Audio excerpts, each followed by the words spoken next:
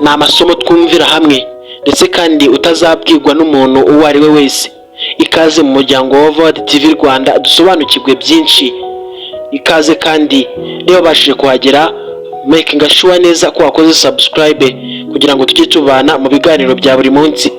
Amasomo 12 azakubera akabando kandi yagusindagize kugeza mu busaza bwawe, yemwe upfe utamwaye.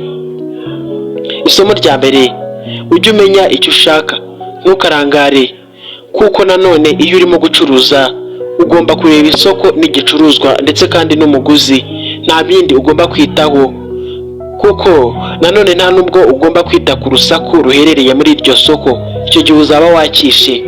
Isomo rya kabiri, ibibazo byawe ntukabyinubire, kuko nta n'umuntu nanone ushobora kumva uburibwe urimo kimwe nawe. Jya uhangana nabyo kandi ibyo ngibyo bizagusigira imbaraga. Si ngombwa ko ubyirengagiza cyangwa se ubiganyire uwo ari we wese. Ugomba kumenya neza ko n'inzovu ubwayo itototombera ubunini bwayo ndetse n'umutonzi muremure wayo, ahubwo ihangana nabyo uko byagenda kose.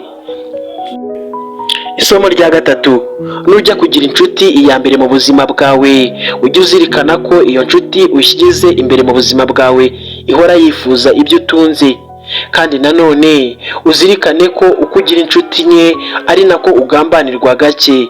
Bisobanuye ko uko ugira inshuti nyinshi nabyo ariko ugenda wongera abanzi mu buzima bwawe. Kandi niba ufite umushinga runaka ndetse kandi ukaba utekereza ku mushinga wawe ko ugomba no kuramba, bigomba kwita uburyo abantu ushyira mu kazi kawe bazi akazi aho kwita ku bushuti, ndetse kandi iby'ubushuti ukabishyira ku ruhande bibaye ngombwa.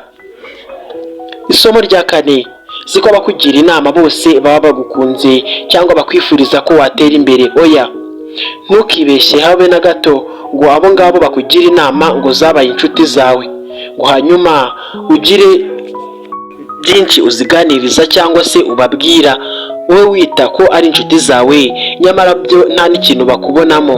Bo ubwabo bashobora kuba batekereza ko nta n'ikintu kindi mupanga cyangwa bakumariye, ariko kuko wabinjize mu buzima bwawe kugira ngo bakuremo nanone bizakugora. Ugomba kuzirikana ko nanone umwanzi w'amayeri menshi uwo nguwo aruta inshuti y'ikimara uko byagenda kose.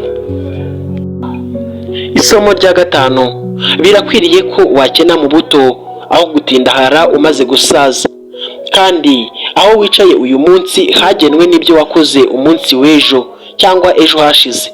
Ugomba gutekereza ko nanone aho uzicara mu gihe uzaba ushaje cyangwa ejo hazaza, aho ngaho hagenwa n'aho wicaye uyu munsi. Ni ngombwa yuko utangira gutegura aho uzaba ejo hazaza uyu munsi wa none, aho kwirindiriza igihe ngo uvuge ngo uracyari muto. Ugomba kuzirikana ko nta muto n'umwe utashyiraho impinduka. Mu gihe nta muntu ufite ugushyigikiye cyangwa se ngo abe ari inyuma yawe ku kiganiro ugiye gutanga cyangwa se ibyo uvuga, jya ugerageza amagambo yawe ndetse n'ibyo uvuga ubu bicecetseho gatoya, cyangwa bya bindi ugiye kuvuga ubivugane amakenga menshi ndetse kandi n'ubuhanga n'ubwenge, kuko nanone ugomba kuzirikana yuko icyana cy'inyoni kidashobora kugira ijambo na rimwe gisohora mu kanwa kacyo mu gihe kitazi neza ko nyina ari inyuma yacyo cyangwa ngo abe hafi aho ngaho. Niko nawe ugomba kwitoza ndetse kandi ukagerageza kuvuga bike. Isomo rya karindwi, uzirinde amagambo, ibyangiriza izina ryawe ndetse kandi uko byasa kose naho byava hose. Nanone ibyo ngibyo uzabihungire kure. Buriya ugomba kuzirikana ko buriya n'intare ubwayo, umwami w'ishyamba, buriya itinya isazi kandi ikayanga kubi. Ni nako kandi ikora uko ishoboye kose kugira ngo yirinde, kuko irabizi neza ko isazi iyo yamaze kugera ku ntare igikorera ubwayo itabasha gutekereza.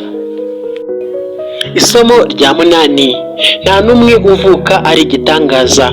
Oya, bariya b'ibitangaza bose ubona bahinduka ibitangaza igihe ari nijoro abandi bose basinziriye ndetse baryamye. Icyo gihe nicyo bo bahagurukira, hanyuma bagatangira kurwanirira intambara z'inzozi zabo, ndetse kandi kugira ngo bagere kwa buriya barabiharanira. Nta n'umwe wigeze arota ari umukire ngo abyuke asange yamaze kuba umukire kera. Izo zaba ari inzozi kandi zitazigera ziba impamo. Zirikana ko biriya uhora urota ugomba guhaguruka nanone ukabikorera, ugakura amaboko mu mifuka ariko nanone ukabisengera, kuko hari byinshi dusengera tudakorera ndetse na biriya dukorera tudasengera, byose ugomba kubifatikanya. Ugomba kuzirikana ko byose bigomba kuba ibyawe ndetse kandi ukabigira ibyawe nyine, kuko ari nawe ubikeneye kandi ubishaka. Nta muntu ushobora kubyumva kimwe nawe. Zirikana kandi ko ubwawe ubuzima bwawe ni wowe ubufite mu biganza byawe.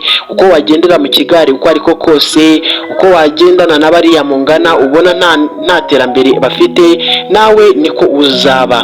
Ese ntabwo bizi ko no mu kinyarwanda bavuga ngo bwira uwo mugendana nkubwire uwo uzaba uriwe mu minsi iri imbere cyangwa uwo uriwe aka kanya.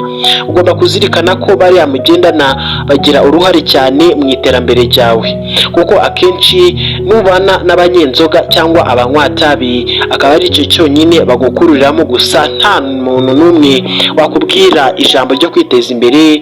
Aho ngaho nushake uhave. Ugomba kwigenzura hakiri kare ukiri mutoya, ugatangira gukoresha imbaraga ufite aka kanya. Isomo rya 9: uzaharanire kuba umunyamahirwe kurusha nanone uko waba umunyamwaku.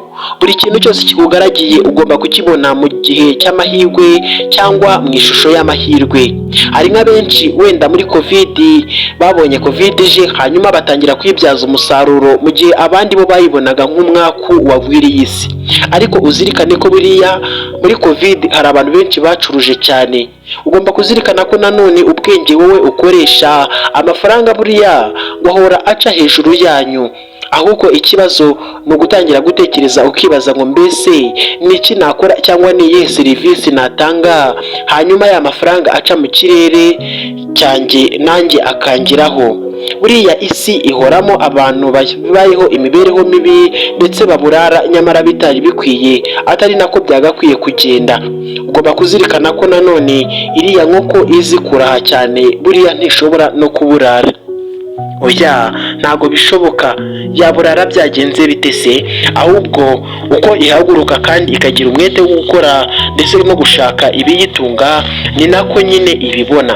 Gukora irabizi neza ko guhagarara cyangwa se igakomeza gutora hejuru idashoboye kuraha, ibyo ngibyo bitayihereza ifunguro riyitunga. Isomo rya 10: udashaka kurwana n'ibibazo isi ihora imuzanira mu buzima bwe bwa buri munsi, ahora ashaka impamvu imurengera ndetse kandi akavuga ko isi ari mbi ndetse n'abayituye bose ari babi. Nyamara buriya uriya ntaho wamutandukanyiriza n'uriya muntu uba udashaka kubyina mu bandi, hanyuma agatangira gushaka impamvu avuga ko imbuga yose ishinyitsemo amabuye. Uwo nguwo nta ntambwe azatera.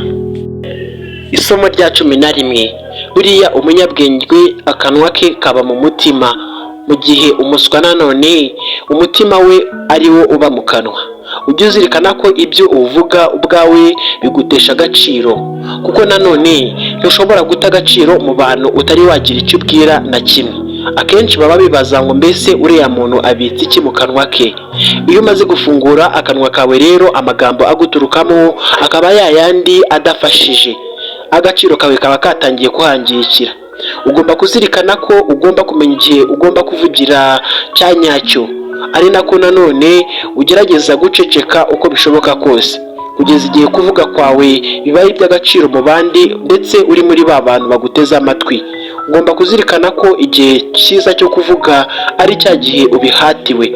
Mu gihe nanone wumva ko ijambo uri buze kuvuga nta gaciro riri buze guhabwa cyangwa ngo rigire abo ryubaka, duceceka kandi amagambo yawe yose uyamire, kugeza nanone igihe baguhatiye kuvuga iryo jambo. Ariko nawe niba ntaryo ufite ryo kuvuga ryahesha abandi agaciro cyangwa se ngo rigire icyo ribamarira, uzaceceke, kuko ibyo ngibyo ntibizigera bihagarika ikiganiro bari bafitanye namwe. Hazaboneka abandi bo kuvuga kandi bya bindi byubaka. Uzaba umunyabwenge. Isomo rya 12: ujye ukora kandi ugire neza. Amagambo abisobanura cyangwa abitaka uzayamire, kandi uzirikana ko amababi y'igiti n'ubushorishori bwacyo iyo bwatangiye kuma cyangwa kuraba, ibyo ngibyo bikururira urupfu igiti cyose muri rusange ndetse n'imizi yacyo iteka ryose. Uko ni nako nawe iyo uvuga byinshi ndetse kandi ugatangira uvuga amagambo wowe ubwawe utatekerejeho, uba wiyangiriza cyane, kuko nanone utangira gupfa gake gake bitewe n'uko byahereye mu bwonko bikarangira wisekuye hasi ndetse nta rindi ramiro ufite byo kurigarura. Ijambo ryasohotse mu kanwa nta kindi uba wakora ngo urigarure, ahubwo uba utangiye guteza impagarara mu bandi bose bakugaragiye ndetse n'aba bandi bari baguteza amatwi, uzatuma bakuvuga cyangwa se uba uruvugire muri sosiyete bitari ngombwa. Wibuke gukora subscribe niba wabanye natwe.